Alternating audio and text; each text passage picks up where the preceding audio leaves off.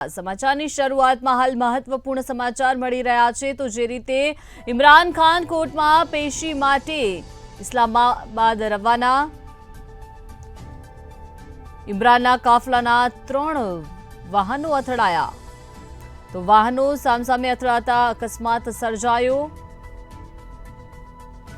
ઇમરાન કોર્ટમાં હાજર થવા ઇસ્લામાબાદ જઈ રહ્યો હતો અને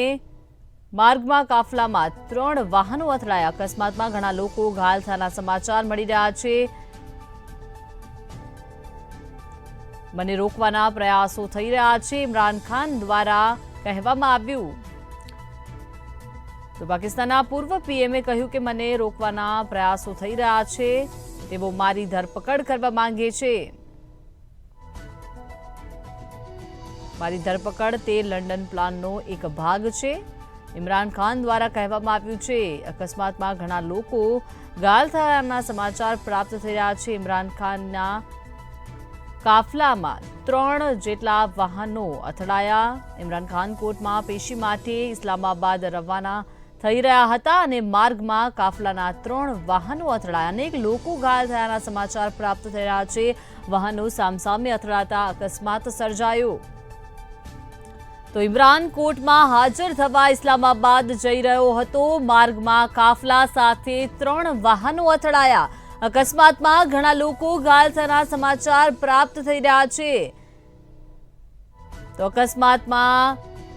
ઘણા લોકો જે છે તેઓ ઘાયલ થઈ ગયા છે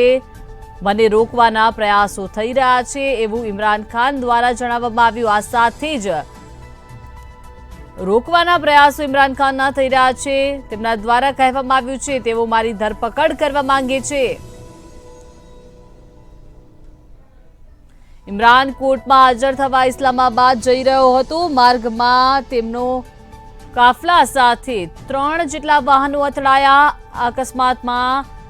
ઘણા લોકો ઘાયલ થયા છે તો કોર્ટમાં હાજર થવા ઇમરાન ખાન જઈ રહ્યા હતા ઇમરાનના કાફલાના 3 વાહનો અથડાયા મને રોકવાનો પ્રયાસ કરવામાં આવી રહ્યો છે તેવું ઇમરાન ખાન દ્વારા જણાવવામાં આવ્યું